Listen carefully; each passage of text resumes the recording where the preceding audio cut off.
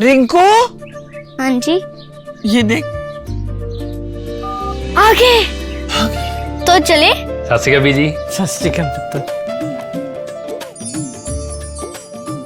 अब साफ दिखाई दे रहा है बीजी। बहुत साफ दिखाई दे रहा है। बीजी इतने टाइम बाद नए चश्मे बनवा ही लिए। किसी अपने ने पैसे भेजे और हर महीने पैसे भेजेंगे। वाह। ਫੋਨਾਂ ਤੇ ਟੂ ਟੂ ਹੋਊਗੀ ਤੁਹਾਡੇ 1 ਤਰੀਕ ਤੋਂ ਬਾਅਦ। ਇਹ ਤੁਹਾਡੇ ਪੈਸੇ ਨੇ, ਇਹਦੇ ਨਾਲ ਕੋਈ ਅਮੀਰ ਨਹੀਂ ਹੋ ਜਾਣਾ ਤੁਸੀਂ। ਮਾਵਾਂ ਭੈਣਾਂ ਨੂੰ ਸਤਿਕਾਰ ਦੇ ਕੇ ਮੈਨੂੰ ਖੁਸ਼ੀ ਮਿਲਦੀ ਹੈ ਇਸ ਗੱਲ ਦੀ। मुख्यमंत्री माँ बेटी सत्कार योजना, आपका अपना भगवंत मान। दोस्तों, जंतर मंतर पर हुए ऐतिहासिक प्रदर्शन से न सिर्फ केंद्र की मोदी सरकार झुकी, न सिर्फ धर्मेंद्र प्रधान झुका और न सिर्फ देश की अदालतें झुकी, बल्कि सीजीआई भी झुके हैं। 20 तारीख को हुए लाठीचार्ज में जिस तरीके से सीजीआई ने पल्ला झाड़ा कि हमारे पास दिल्ली पुलिस की खुली गुंडागर्दी के वीडियो देखने का समय नहीं है, वही सीजीआई अब धर्मेंद्र प्रधान के इस्तीफे के बाद एक्शन मूड में आते हुए दिखाई दे रहे हैं। जहां दिल्ली पुलिस कानून व्यवस्था का मामला बता रही थी लाठीचार्ज को, वहीं सुप्रीम कोर्ट ने उसे संविधान और नागरिक अधिकारों का मामला बना दिया है और साफ लहजे में कहा है कि आपको किसी ने अधिकार नहीं दिया शांतिपूर्ण प्रदर्शन पर लाठीचार्ज करने का। दोस्तों, जंतर मंतर पर लाखों छात्र सड़क पर उतरे थे नीट पेपर लीक और दूसरी परीक्षा की निष्पक्ष जांच को लेकर के और तत्कालीन शिक्षा मंत्री धर्मेंद्र प्रधान के इस्तीफे को लेकर। उस वक्त की ग्राउंड रिपोर्ट हकीकत हमने आप लोगों के सामने दिखाई। लाठीचार्ज हुआ, आंसू गैस चले, सैकड़ों छात्रों को हिरासत में लिया गया और उस दौरान हमारे कैमरामैन भी चोटिल हुए और साथ ही साथ उस गैस के चलते मेरी खुद की भी हालत बिगड़ी, जो तस्वीरें लगातार आप लोगों के सामने रखी। लेकिन अब धर्मेंद्र प्रधान के इस्तीफे के बाद स्थिति बदल चुकी है। धर्मेंद्र प्रधान जा चुके हैं और अब वही मामला सुप्रीम कोर्ट के दरवाजे पर पहुंच चुका है। दोस्तों, आज की सुनवाई में जो हुआ उसने कई बड़े सवाल खास तौर पर खड़े कर दिए हैं। मुख्य न्यायाधीश सूर्यकांत की अध्यक्षता वाली पीठ ने साफ लहजे में, साफ शब्दों में कहा कि शांतिपूर्ण प्रदर्शन करना हर नागरिक का संवैधानिक अधिकार है। यानी अगर कोई छात्र हो, कोई किसान हो, कोई महिला हो, कोई कर्मचारी हो, अपने अधिकारों के लिए अमन के साथ प्रदर्शन करता है तो उसे अपराधी की तरह नहीं देखा जा सकता। कोर्ट ने साफ तौर पर यह कहा कि सिर्फ प्रदर्शन होने भर से पुलिस लाठीचार्ज नहीं कर सकती। यही वे टिप्पणी है जिसने पूरे मामले का रुख जो है वो बदल करके रख दिया है। जिस तरीके से दिल्ली पुलिस अपनी हठधर्मी पर थी कि हमारा कोई कुछ बिगाड़ नहीं पाएगा, वही अब जरा सोचिए, कुछ दिन पहले तक यही सवाल उठ रहा था कि दिल्ली पुलिस ने जरूरत से ज्यादा बल प्रयोग क्यों किया। अब वही सवाल देश की सर्वोच्च अदालत, देश की सबसे बड़ी अदालत जवाब मांग रही है दिल्ली पुलिस से कि आखिरकार ये क्यों किया। अगर कुछ असामाजिक तत्व भीड़ में घुस जाते हैं तो उनसे अलग तरीके से निपटिए, लेकिन इसका मतलब यह नहीं कि पूरे प्रदर्शन पर लाठियां बरसा दी जाए। मैं खुद उस जगह पर मौजूद था। शुरुआत पुलिस ने लाठीचार्ज करके की। जो लोग आगे बढ़ना चाहते थे उन्हें रोका गया और मुझे अच्छे से मालूम है कि सबसे पहले लाठीचार्ज हुआ रिजवान के ऊपर, जो जंतर मंतर प्रोटेस्ट स्थल पर मौजूद था, ठीक केरला हाउस के पास, जो वॉलंटियर की भूमिका निभा रहा था। और फिर दिल्ली पुलिस ने अपना वहशी चेहरा दिखाया।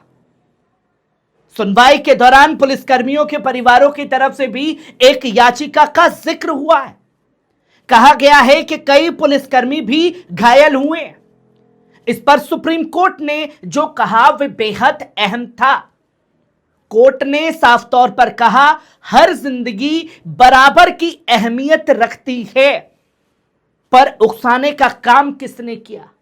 चाहे वे छात्र हो या पुलिसकर्मी हो, दोनों की सुरक्षा जरूरी है। पर यह नौबत ही क्यों आई आखिरकार? यानी अदालत ने किसी एक पक्ष की नहीं सुनी, बल्कि कानून और संविधान की बात की है।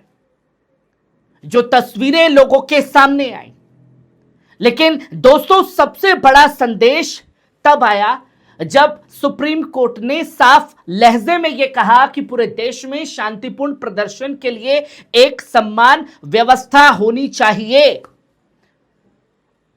क्योंकि संसद मार्च करने का ऐलान था। मार्च के लिए आपने पहले ही 7-7 फुट की बैरिकेडिंग लगा दी गई थी। जहां ट्रक पर सवार थे तमाम मंच पर चढ़े हुए लोग, प्रकाश राज, शबाना आजमी, अभिजीत दीपके, सौरभ दास, तमाम लोग मौजूद थे। उस ट्रक को आगे बढ़ने नहीं दिया गया और जो लोग अंदर जाना चाहते थे बैरिकेडिंग करके रास्ता ब्लॉक कर दिया गया। पुलिस से नोकझोंक हुई, पुलिस ने लाठीचार्ज किया और फिर तस्वीर आपके सामने। इस पर सॉलिसिटर जनरल तुषार मेहता ने अदालत में मौजूद थे। उन्होंने साफ कहा सरकार निष्पक्ष तरीके से अदालत की सहायता करेगी। अब सबसे अहम बात सुनिए, सुप्रीम कोर्ट ने इस पूरे मामले की विस्तृत सुनवाई मंगलवार को तय कर दी है। इस पर अपना फैसला सुनाएगी। यानी अब अदालत सिर्फ शुरुआती टिप्पणी करके नहीं रुकेगी, इसके ऊपर एक्शन भी लिया जाएगा।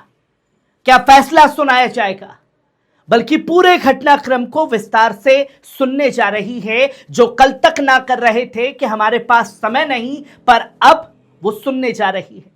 अब सवाल यह है, क्या दिल्ली पुलिस को अपने लाठीचार्ज का पूरा ब्यौरा देना पड़ेगा? क्या अदालत वीडियो रिकॉर्डिंग और पुलिस की कार्रवाई की समीक्षा करेगा? क्या सुप्रीम कोर्ट इस बात की भी जांच करेगा कि क्यों लाठीचार्ज वाले दिन अपनी नेम प्लेट को जेब में रखकर घूमते हुए दिल्ली पुलिस के अधिकारी दिखाई दिए, ताकि उनके ऊपर कोई काउंटर कार्रवाई ना की जा सके? किस तरीके से डीआईजी लांबा ने महिला को थप्पड़ मारा, उनके ऊपर एक्शन लिया जा चुका है, पर क्या और पुलिस अधिकारियों के ऊपर यह कार्रवाई होगी? क्योंकि मेन स्ट्रीम मीडिया में बड़ी बड़ी हेडलाइन तो बता दी जा रही है कि देखिए इतने छात्रों को गिरफ्तार किया जा चुका है, इतने छात्र गिरफ्तार होंगे, पर दिल्ली पुलिस की लाठीचार्ज से कितने लोग घायल हुए? क्या उन पुलिस वालों के ऊपर शिकंजा कसा जाएगा? यह एक बहस बन चुकी है और यही वजह है कि इस मामले पर पूरे देश की नजर अब बनी हुई है। अगर अदालत ये तय करती है कि शांतिपूर्ण प्रदर्शन के दौरान पुलिस ने तय सीमाओं से आगे जाकर बल प्रयोग किया, तो इसका असर सिर्फ दिल्ली तक सीमित नहीं रहने वाला है दोस्तों, बल्कि भविष्य में पूरे देश में होने वाले आंदोलन पर भी इसका असर पड़ेगा। अब देखना यह होगा कि मंगलवार की सुनवाई में अदालत अपना रुख क्या अपनाती है। क्या दिल्ली पुलिस से जवाब तलब होगा, या दिल्ली पुलिस के ऊपर कोई सख्त कार्रवाई होगी, या दिल्ली पुलिस से यह पूछा जाएगा कि अपनी नेम प्लेट क्यों छुपाई? क्या नए दिशा निर्देश जारी होंगे, या फिर प्रदर्शन के अधिकारों को लेकर कोई बड़ा संवैधानिक फैसला कल लिया जाएगा? लेकिन एक बात तय है दोस्तों, जंतर मंतर से उठी आवाज अब सुप्रीम कोर्ट के दरबार तक पहुंच चुकी है और अब इस मामले का अगला अध्याय देश की सबसे बड़ी अदालत ही लिखेगी। और इसकी शुरुआत भी इसी अदालत से हुई जहां सीजीआई ने लाखों लोगों को कॉकरोच कहा, तो वो कॉकरोच जनता पार्टी बनाकर सड़कों पर उतर आए। सुप्रीम कोर्ट ने प्रारंभिक टिप्पणियां की, मामले का अंतिम फैसला अभी नहीं आया, इसलिए अंतिम निष्कर्ष अगली सुनवाई और अदालत के आदेशों के बाद ही स्पष्ट हो पाएगा। आपको इस पूरे मामले पर क्या लगता है? क्या दिल्ली पुलिस के खिलाफ देश के सीजीआई कोई बड़ा फैसला ले सकते हैं? क्या इस फैसले से केंद्र की मोदी सरकार को बड़ा झटका लग सकता है? हमारी बारीकी से नजर इस पूरी खबर पर बनी हुई है। आप इस पूरे मामले पर क्या सोचते हैं? अपनी राय कमेंट बॉक्स में जरूर दीजिएगा। शुक्रिया।